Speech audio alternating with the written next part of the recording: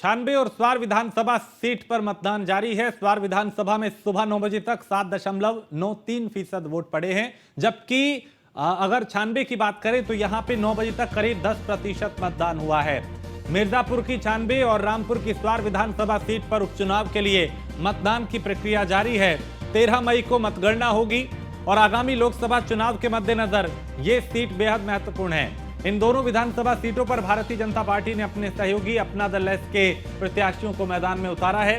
स्वार seat पे Samajwadi party ने अनुराधा चौहान को मैदान में उतारा है, जबकि चूंकि वही अपना दल एस की अगर बात करें तो वहां से शफीक अहमद अंसारी को चुनावी मैदान में उतारा गया है। वहीं 96 सीट पर अपना दल एस प्रत्याशी रिंकी कोल का मुकाबला समाजवादी पार्टी की कीर्ति कोल से है। यह सीट विधायक राहुल कोल के निधन के बाद खाली हुई है। मतदान को ध्यान में रखते हुए सुरक्षा के पुख्ता इंतजाम किए गए हैं। सुबह 7 बजे वोटिंग शुरू हुई थी, जो शाम 6 बजे तक चलेगी। लोग भी यहां सुबह से ही मतदान करने के लिए पहुंच रहे हैं और मतदान केंद्रों पे सुरक्षाकर्मी तैनात हैं चप्पे चप्पे पे, ताकि किसी भी तरह की कोई भी अप्रिय घटना ना हो, कोई गड़बड़ी ना हो, कहीं फर्जी वोटिंग ना हो। इसको लेकर प्रशासन पूरी तरह से अलर्ट दिखाई दिया। तो ये उपचुनाव का रण है। स्वार में शफीक अहमद और अनुराधा चौहान के बीच टक्कर है, जबकि 96 की अगर बात करें तो यहां पे रिंकी कोल अपना दल ऐसे हैं, कीर्ति कोल समाजवादी पार्टी से, इनके बीच में टक्कर है।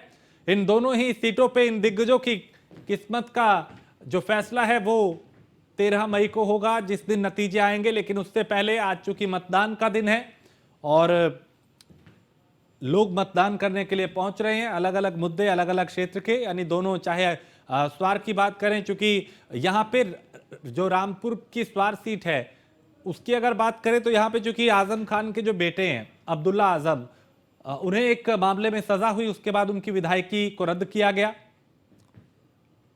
और यहां पे इसलिए चुनाव हो रहा है। 96 की बात करें तो राहुल कोल के निधन के बाद ये सीट खाली हुई थी, वहां पे आज वोट डाले जा रहे हैं। दोनों ही सीटें बेहद अहम, दोनों ही दलों के लिए, और लोकसभा चुनाव से पहले इनको जीत कर, इस उपचुनाव को जीत के कहीं ना कहीं संदेश देने की कोशिश होगी कि कैसे प्रदेश का मूड जो है वो किसके पक्ष में है।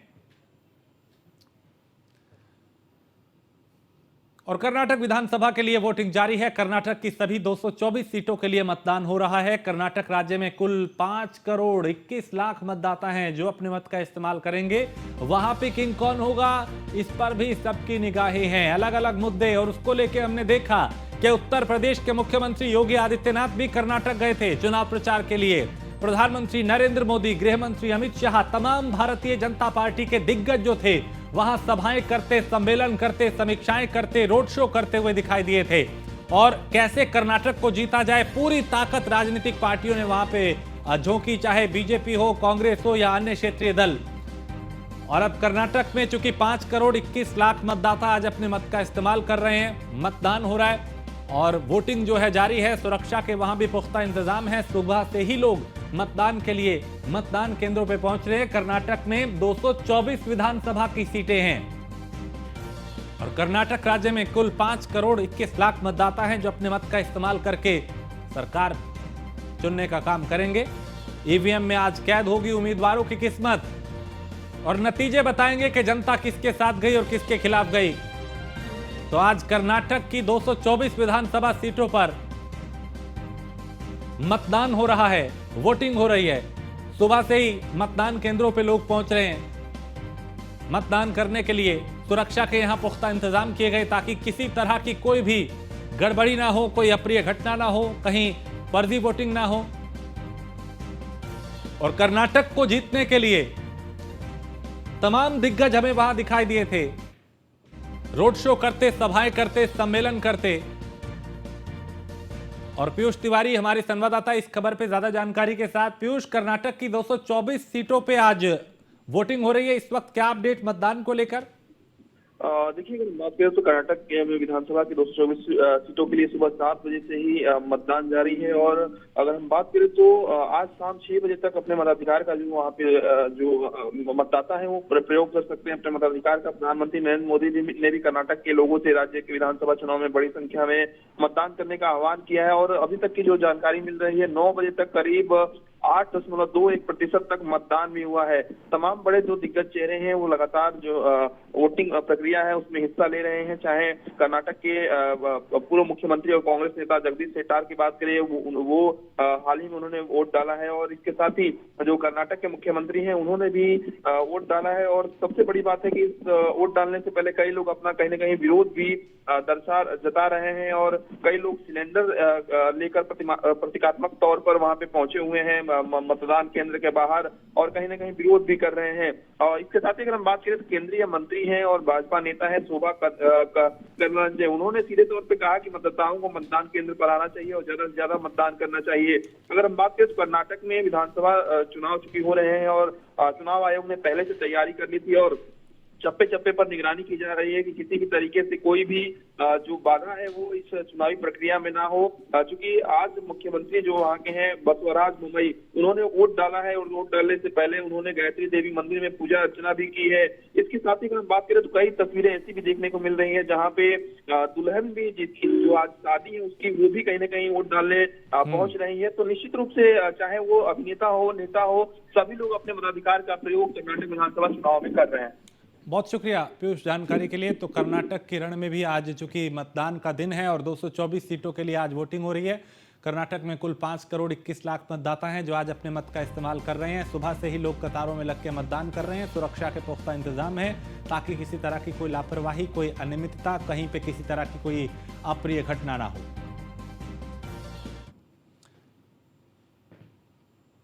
और खबर लखनऊ से है जहां एक राजनीतिक संगठन के जरिए पैर जमा रहा था पीएफआई, और यूपी एटीएस ने 70 से ज्यादा संदिग्धों से पूछताछ की है। यूपी एटीएस की पूछताछ में कई अहम खुलासे हुए हैं। एक करीबी राजनीतिक संगठन के जरिए पैर जमाने में जुटा था पीएफआई, और दक्षिण से लेकर उत्तर भारत तक ये पैर जमाने में जुटा था। और हिरासत में लिए गए संदिग्धों के मोबाइल से कई एप्लीकेशन मिले हैं, और इन एप्लीकेशन के जरिए आपस में बातचीत कर रहे थे ये संदिग्ध। ज्ञानवापी विवाद से लेकर अतीक अशरफ हत्याकांड की वीडियो भी मिली है, और यूपी एटीएस गिरफ्तार आरोपियों की जल्द रिमांड भी लेगी, और यूपी एटीएस के हाथ कई अहम जानकारियां भी लगी हैं। एसके वाजपेयी हमारे संवाददाता लखनऊ से इस पे ज्यादा जानकारी के साथ। एसके वाजपेयी, पिछले दिन कई यहाँ पे चूंकि एटीएस की जो छापेमारी थी कई जगह उत्तर प्रदेश के अलग अलग जिलों में देखी हमने, कईयों को गिरफ्तार भी किया। अब पूछताछ में कई खुलासे भी हुए हैं, कई हैरान करने वाले खुलासे।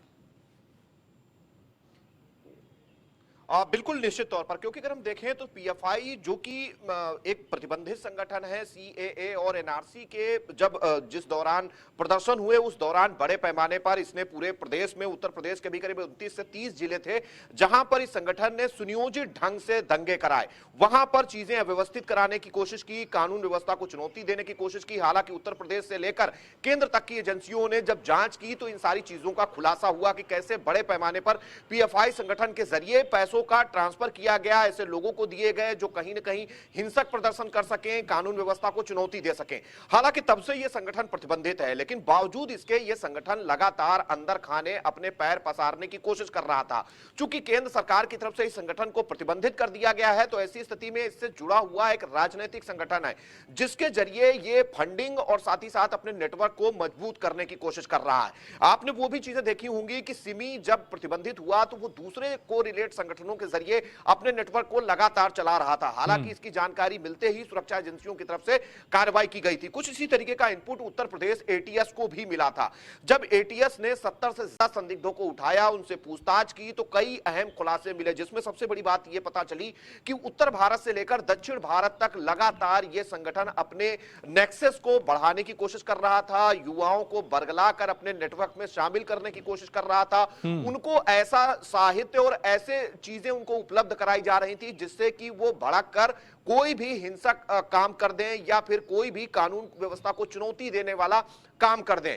तो ये सारी डिटेल्स उनके बरामद मोबाइल फोनों से मिली है। हालांकि इनमें से 3 लोगों को, जो कि तीनों संदिग्ध हैं, उनको यूपी एटीएस ने हिरासत में ले रखा है। उनसे लगातार पूछताछ की जा रही है। उनसे जो मोबाइल फोन्स बरामद हुए हैं उनमें एक खास ऐप मिला है। वो ऐप जो कि आम लोगों के मोबाइल्स में नहीं होता है, वो सिर्फ इनके मोबाइल में मिला है। उस ऐप को चलाने की ट्रेनिंग भी ये लगातार अपने गैंग के सदस्यों को दे रहे थे, जिसकी वजह से कि जब ये कोई बातचीत करें या कोई दिशा निर्देश किसी भी जिले के अपने नेटवर्क के युवक को दें तो उस दौरान सुरक्षा एजेंसियों को इसकी जानकारी ना हो, जिसको लेकर लगातार कहीं न कहीं जो ये संगठन है अंदर खाने काम कर रहा था। हालांकि पूरे मामले को लेकर यह भी एटीएस की जांच में पता चला है कि जो विदेश है, विदेश के कई ऐसे देश हैं जहां से लगातार इसको फंडिंग हो रही थी, और फंडिंग भी जो हो रही थी वो मदरसों में शिक्षा को लेकर, गरीबों की सुरक्षा और सेवा के नाम पर यह बड़ा फंड लगातार इस संगठन में आ रहा था, जिसका प्रयोग ये उत्तर प्रदेश और साथ ही साथ देश के दूसरे हिस्सों में कहीं ना कहीं ऐसी गतिविधियों को बढ़ावा दे रहा था जो कि कानून सम्मत नहीं है। इस पूरे मामले को लेकर यूपी एटीएस लगातार अपनी जांच को आगे बढ़ा रही है, देख रही है कि इस ऐप के जरिए कितने लोग जुड़े थे, और ये भी तथ्य मिले हैं कि इस ऐप की ट्रेनिंग भी लगातार ये अपने नेटवर्क में आने वाले युवाओं को दे रहा था, ताकि उनको पता हो सके कि कैसे इस ऐप के जरिए वो एक दूसरे के संपर्क में रह सकते हैं। हालांकि इन सारी चीजों की तैयारियां लगातार यूपी एटीएस कर रही है कि अब इनकी रिमांड ली जाए ताकि विस्तृत पूछताछ हो और ये सारी चीजें जो अंदर खाने पीएफआई चला रहा था उसके नेटवर्क को ध्वस्त किया जा सके। जी, इसके बाद में कहा यह भी जा रहा है कि ज्ञानवापी से जुड़े कुछ वीडियो इनके फोन में मिले हैं, इसके अलावा अशरफ और अतीक के वीडियो भी इनके फोन में बरामद हुए। बिल्कुल निश्चित तौर पर, क्योंकि जो ऐप ये यूज कर रहे थे उस ऐप के जरिए अपने मैसेजेस को, अपने जो वीडियोस हैं या फिर जो भड़काऊ साहित्य है उसको एक जगह से दूसरी जगह पर भेज रहे थे, और यही वजह है कि वो ऐसा ऐप यूज कर रहे थे जिससे कि बाहर चीजें ना जाने पाए, और उनके जो टारगेट लोग हैं जिन तक वो अपनी बात पहुंचाना चाहते हैं उन तक ये चीजें आसानी से पहुंच जाएं। यही एक वजह है कि बड़े पैमाने पर अलग अलग मोबाइलों में ये ऐप डाउनलोड कराया गया, उसके बाद उस ऐप के जरिए जुड़े हैं। हालांकि जब एटीएस जांच कर रही थी तो इनके मोबाइल में जो ज्ञानवापी मस्जिद का पूरा विवाद है उसके जुड़े हुए तथ्य, दस्तावेज और पेपर की कटिंग्स बरामद हुई हैं। साथ ही साथ जो अतीक और अशरफ की हत्या हुई उससे जुड़े हुए वीडियो और कई पेपर कटिंग्स भी मिले हैं। मतलब सीधे तौर पर इन चीजों से यह साबित होता है कि ये सारे वीडियोस, दस्तावेज, पेपर कटिंग्स जो समाचार की विभिन्न एजेंसियां हैं उनके जो संकलन है उनको एक जगह से दूसरी जगह भेजकर युवाओं को भड़काने की कोशिश कहीं न कहीं संगठन की तरफ से की जा रही थी। हालांकि यूपी एटीएस लगातार विस्तृत जांच इस पूरे मामले को लेकर कर रहा है। ठीक है, इसके बाद पे आप मेरे साथ बने रहिए, कुछ और खबरों पे भी आपसे जानकारी लेंगे। फिलहाल शुक्रिया। आगे बढ़ते हैं, लखनऊ से खबर है जहां यूपीपीसीएल में निदेशकों के 17 रिक्त पदों पर नियुक्ति होगी और 23 मई तक निदेशकों के पद के लिए आवेदन किए जा सकते हैं। पूर्वांचल, मध्यांचल, दक्षिणांचल और पश्चिमांचल समेत किसको में भी नियुक्ति होनी है। तो यूपीपीसीएल मुख्यालय में भी निदेशकों के कई पद खाली हैं जिन्हें के लिए अब नियुक्ति की जाएगी।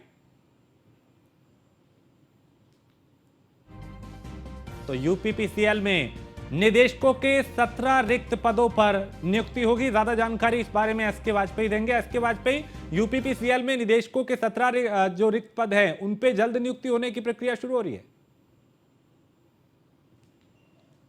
बिल्कुल निश्चित तौर पर, क्योंकि 17 ऐसे पद हैं जो उत्तर प्रदेश पावर कारपोरेशन के अलग अलग डिस्काम में खाली पड़े हैं। हालांकि इसमें मध्यांचल विद्युत वितरण, पश्चिमांचल, पूर्वांचल, दक्षिणांचल और साथ ही साथ जो केस्को कानपुर का विद्युत वितरण निगम है उन सभी में ये पद खाली हैं। ये पद जहां इन डिस्काम में खाली हैं वहीं उत्तर प्रदेश पावर कारपोरेशन के मुख्यालय में भी कई निदेशकों के पद खाली पड़े हैं। इस पूरे मामले को लेकर लगातार मांग हो रही थी कि काम बाधित हो रहा है और इन पदों को भरा जाना चाहिए। हालांकि Uttar Pradesh power corporation chairman की तरफ से अब इसकी भर्ती को लेकर निर्देश जारी कर दिए गए हैं। कल से इसकी भर्ती प्रक्रिया शुरू हो चुकी है। मतलब जो व्यक्ति इसमें इच्छुक हैं वो आवेदन कर सकते हैं। 23 मई तक लगातार इन पदों के लिए आवेदन किए जा सकते हैं। हालांकि इसमें कई अर्हताएं हैं। जो तैनाती होगी वो अधिकतम 3 साल या फिर 62 साल की उम्र पूरी होने तक इन पदों पर जिन व्यक्तियों को तैनात किया जाएगा। हालांकि उसकी और भी कई अर्हताएं हैं कि विभाग में अलग अलग पदों पर लंबा कार्यानुभव रहा हो वो व्यक्ति इस पर अपने कहीं ना कहीं अप्लाई कर सकता है और इस पद के लिए आगे आ सकता है, जिसको लेकर उत्तर प्रदेश पावर कॉर्पोरेशन भर्ती प्रक्रिया को लगातार आगे बढ़ा रहा है। सीधे तौर पर ही निदेशों की भर्ती होने के बाद कहीं ना कहीं जहां डिस्काम में जो रिक्त पद हैं वो भी पूरे होंगे, साथ ही साथ पावर कॉर्पोरेशन मुख्यालय में जो पद रिक्त पड़े हैं उन पर भी चीजें कहीं ना कहीं बेहतर ढंग से आगे बढ़ाई जा सके, उनको लेकर भी उत्तर प्रदेश पावर कॉर्पोरेशन लगातार काम कर रहा है। बहुत शुक्रिया इसके वाजपेयी इस तमाम जानकारी के लिए। तो ये रिक्त पद जिन पे जल्द ही भर्ती की जो प्रक्रिया है वो शुरू होगी। शुक्रिया इसके वाजपेयी इस तमाम जानकारी के लिए। आगे बढ़ते हैं, लखनऊ से खबर है जहां निकाय चुनाव के बीच बीजेपी ने लॉन्च किया है एक गाना और समाजवादी पार्टी की ABCD नाम से गाने को शेयर किया गया है। यूपी बीजेपी ने ट्वीट कर वीडियो शेयर किया है। तो एक वीडियो जो है उसको शेयर किया गया है और निकाय चुनाव के बीच बीजेपी ने एक गाना शेयर किया है। सपा की ABCD नाम से गाने को शेयर किया गया है, साझा किया गया है और यूपी बीजेपी ने ट्वीट कर इस वीडियो को शेयर किया है। इसमें कई बातों का जिक्र है, जिसमें ABCD का मतलब उसके अलग अलग डेफिनेशन है, उसका एक अलग मतलब है कि D से दंगा, E से एग्जाम, इस तरह की बातों का जिक्र इस गाने में किया गया है और यूपी बीजेपी ने ट्वीट किया है ये वीडियो। और पूरी ABCD जो है उसमें एक एक शब्द का अलग अलग मतलब है। H से हत्याएं, G से गुंडागर्दी, इस तरह से गाना जो है वो लॉन्च किया है। तो यूपी बीजेपी ने ये ट्वीट किया है और ABCD जो है यानी पूरी इस गाने में ABCD है और उसका ABCD का एक एक शब्द का एक अलग अलग मतलब है। तो समाजवादी पार्टी की ABCD नाम से गाने को शेयर किया है बीजेपी ने और यूपी बीजेपी ने ट्वीट कर वीडियो को शेयर किया है। इस वीडियो में समाजवादी पार्टी का जिक्र है, इस वीडियो में ABCD का जिक्र है, इस वीडियो में ABCD के यानी पूरी जो एक एक शब्द है उसका अलग अलग मतलब है।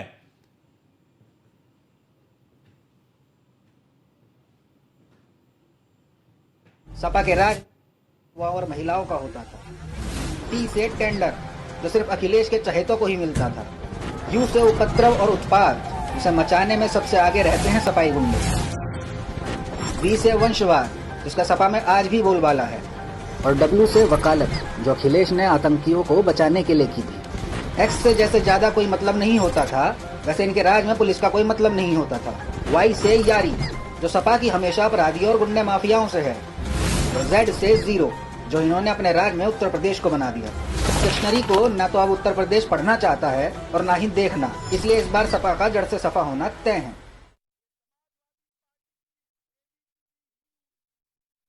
से हमारे संवाददाता इस खबर पे ज्यादा जानकारी के साथ मनीष, बीजेपी ने एक वीडियो शेयर किया है जिसमें समाजवादी पार्टी की जो ABCD नाम से गाना है उसको शेयर किया है। इसमें सपा को पूरी तरीके से घेरा जा रहा है। इसके जरिए क्या संदेश देने की कोशिश है? क्योंकि ABCD का जो मतलब है हर शब्द का एक अलग मतलब निकाला गया। निश्चित तौर से देखिए राजेश, आपको बता दूं कि जिस तरीके से भारतीय जनता पार्टी देखिए चुनाव के प्रचार का जो प्रसार है वो थम गया है, पर जिस तरीके से विपक्ष लगातार ट्विटर और सोशल मीडिया पे कहीं ना कहीं एक्टिव नजर आती थी, उस पर कहीं ना कहीं बीजेपी ने अब विपक्ष को उसी के कहें तो जो ट्विटर पे ही उसको जवाब देने की कोशिश की गई है। आपको बता दें कि जिस तरह से पहले अखिलेश को लेकर एक गाना बनाया गया था, गुंडे पुकारते हैं अखिलेश आइए, अब उसके बाद ABCD बनाया गया है। हमारे साथ खुद बात करने के इस समय मौजूद हैं संजय राय जी हैं, प्रदेश महामंत्री हैं। सर, लगातार विपक्ष को ट्विटर पे आपसे सवाल पूछती थी, ट्विटर पे ही आप लोग जवाब दे रहे हैं। एक नया वीडियो शेयर किया आप लोगों ने ABCD करके, इसके पीछे वास्तव में A से अपराध है, B से भ्रष्टाचार है, C से क्राइम है, करप्शन है। तो ऐसे क्या है कि वास्तव में जो 5 साल से अधिक 6 साल लगभग हो गया अखिलेश को मुख्यमंत्री से हटे हुए, सरकार से सपा को बाहर गए हुए, लेकिन अभी भी आम जनता समाजवादी पार्टी की बात होती है या श्री अखिलेश यादव जी की बात होती है तो पुराना भ्रष्टाचार, पुराना क्राइम, पुराने गुंडई के दिन, उत्तर प्रदेश के दंगे, उत्तर प्रदेश में अपराध लोगों को याद आ जाता है, लोगों को लगातार बना हुआ। और हमारी ड्यूटी है कि हम अपनी सरकार के, अपनी पार्टी की उपलब्धियों को बताएंगे और विपक्ष की जो कमियां हैं निश्चित रूप से उसको भी हम उजागर करेंगे ही। क्योंकि देखा गया था संजय जी कि लगातार आप लोग चुनावी मूड में थे, प्रचार प्रसार कर रहे थे, मुख्यमंत्री योगी आदित्यनाथ हो चाहे पूरी कैबिनेट हो, केंद्रीय मंत्रालय भी आप लोग लगा था। अखिलेश जी ने थोड़ी कमान संभाली, उनके परिवार वाले संभाल ली, पर कहीं ना कहीं वो जब जाते थे तो मुख्यमंत्री जी को संबोधित करते थे कि उनसे विकास की बात करो तमंचे की बात करते हैं, रोजगार की बात करो तमंचे की बात करते हैं। क्या ये जवाब देने का आप लोग का, क्योंकि ट्विटर पर एक्टिव रहते थे, ट्विटर पर आप लोग सब कुछ पूछते थे, तो ट्विटर वॉर अभी जारी है क्या? वास्तव में भारतीय जनता पार्टी ट्विटर पर हो या जो है कि मीडिया में हो या जो है अपने रैली भाषण में हो, माननीय मुख्यमंत्री जी, माननीय हमारे उप मुख्यमंत्री, माननीय प्रदेश अध्यक्ष जी, पार्टी के जो है हमारे सरकार के माननीय मंत्रीगण, कोई भी बिलो द बेल्ट कमेंट हम नहीं करते हैं। हमारी जो भी टिप्पणी होती है, जो भी वो उसका एंगल पॉलिटिकल होता है। लेकिन समाजवादी पार्टी का अगर आप ट्विटर हैंडल उठा लेंगे तो देखेंगे कि सपा के तमाम कार्यकर्ता इतनी भद्दी भद्दी बात लिखते हैं, इतनी भद्दी भद्दी गालियां देते हैं। ये उनका कल्चर है, हमारा कल्चर नहीं है। हम जो भी बात करेंगे, हम जो विपक्ष में जो है उसको आरोप लगाएंगे, अगर उनकी कमजोरी है उस पर प्रहार भी करेंगे, लेकिन हम एक मर्यादा का, भाषा की मर्यादा का ध्यान रखते हैं। एक दूसरी बात मैं कहना चाहता हूं कि आप देखे होंगे कि विधानसभा और लोकसभा की तुलना में इस बार वोट कम पड़ा है। पहले चरण में कम पड़ा है और दूसरे चरण में भारतीय जनता पार्टी प्रयास कर रही है कि उस कमी को पूरा किया जाए। पहले चरण में भी हमने जो है कि काफ़ी प्रयास किया था कि वोट पड़े, और प्रयागराज जैसे कई निगमों में पिछली बार की तुलना में 17 की तुलना में अधिक वोट पड़ा। उसमें मेरा सपा बसपा कांग्रेस पे आरोप है कि ये लोग आपको आरोप लगाते हो लोग, ये लोग सपा बसपा कांग्रेस के लोग इस चुनाव में अपने घर में बैठ गए, पूरी तरह से न्यूट्रल रहे, पूरी तरह से निष्क्रिय रहे, और इनको जो अपने हिस्से का काम करना चाहिए था, वोटर को निकालने के लिए प्रेरित करना, वोटर को वोटिंग के दिन निकालने का प्रयास करना, वोटिंग के दिन उनको वोटर मतदान केंद्र तक ले जाना, उस काम को सपा बसपा कांग्रेस के लोग नहीं किए। केवल और केवल एसी कमरे में बैठ करके श्री अखिलेश यादव जी और उनकी टीम बात करती है, ट्वीट करती है, जमीन पर उतर करके जैसे भाजपा के मुख्यमंत्री माननीय योगी जी और सारे उप मुख्यमंत्री हमारे नेता उतर के काम करते हैं, ये लोग काम नहीं करते हैं। इसीलिए वोट प्रतिशत कम होने में, वोट कम पड़ने में सपा बसपा कांग्रेस भी जिम्मेदार हैं, और वोट जो बढ़ा है उसमें भारतीय जनता पार्टी का प्रयास काफ़ी हद तक काम किया है। देखिए राजेश, आपने सुना कि संजय जी बताए थे कि वोट प्रतिशत में जो कमी है उसके पीछे भी कहीं ना कहीं विपक्ष की ही पूरी जिम्मेदारी है। सपा बसपा निकली नहीं, वोट प्रतिशत कम हुआ, और जो वोट प्रतिशत बढ़ा है उसकी जिम्मेदारी भारतीय जनता पार्टी के। एक सबसे महत्वपूर्ण चीज़ जो आपने राजेश सुनी होगी कि इनका कहना था कि हम मर्यादित भाषा का प्रयोग करते हैं, पॉलिटिकल एजेंडे लेके चलते हैं और पॉलिटिकल एजेंडे के साथ ही आगे कहीं ना कहीं देखते हैं। पर कहीं ना कहीं आप देख सकते हैं राजेश, क्योंकि चुनावी समय है, आज 2 उपचुनाव है उत्तर प्रदेश में, वोट पड़ रहे हैं 96 और स्वार में, वहीं आप देखेंगे निकाय चुनाव में कल मतदान होना है। तो ऐसे में ट्विटर वॉर जारी है, और ट्विटर वॉर का ये ABCD कितना अंक लाके देगा, कितना प्रतिशत बढ़ाएगा, ये आने वाला वक्त बताएगा। और साथ ही साथ जो 2023 का जो निकाय चुनाव है, जब 13 तारीख को मतपेटियां खुलेंगी तो पता चलेगा कि धूप में निकल के और AC रूम में बैठ के किसने कितनी जीत हासिल की है। राजेश, बहुत शुक्रिया मनीष इस तमाम जानकारी के लिए। तो यहाँ पे बीजेपी ने एक बार फिर समाजवादी पार्टी को घेरा है और ट्वीट करके एक वीडियो शेयर किया जिसमें सपा की ABCD नाम से गाना है और इसमें समाजवादी पार्टी को घेरा जा रहा है। समाजवादी पार्टी की ABCD ही उल्टी है। बिल्कुल सही सुना है आपने कि समाजवादियों की ABCD भी उल्टी है, क्योंकि इनकी डिक्शनरी के हिसाब से A से अपराध और आतंक होता है, जिसके लिए इन्होंने अतीक और आजम जैसे भूमाफियाओं को रखा है। B से भाई भतीजावाद, जिसके लिए इन्होंने प्रदेश के लाखों होनहार युवाओं के भविष्य की बलि दी थी। C से करप्शन, जिसकी गवाही आज दीवारों से निकलते अरबों रुपए दे रहे हैं। D से दंगा, जिसकी आग की लपटों में पश्चिमी यूपी समेत पूरा प्रदेश जला करता था। E से एग्जाम, जिसमें जमकर पक्षपात और जातिवाद किया करते थे। F से फिरौती, जो खुलेआम इनके राज में व्यापारियों को डरा धमका कर मांगी जाती थी। G से गुंडागर्दी, जो लाल टोपी वाले सपाइयों का पसंदीदा काम है। H से हत्याएं, जो सपा के राज में रोजाना 13 हुआ करती थी। I से इनकम, जो सपाइयों ने जनता की नहीं सिर्फ अपने परिवार की बढ़ाई। J से जिन्ना, जिसका राग अखिलेश आज भी अलापते रहते हैं। K से कब्जा, जो अतीक से लेकर आज हमने गरीबों की जमीन पर किया था। L से लूट, जो सपाराज में खुलेआम मची रहती है। तो ये वो समाजवादी पार्टी का ABCD नाम से गाना है जिसमें समाजवादी पार्टी को एक एक शब्द के जरिए घेरा गया है। यहां एक ब्रेक के लिए रुकेंगे, आप बने रहिए न्यूज़ 1 इंडिया के साथ।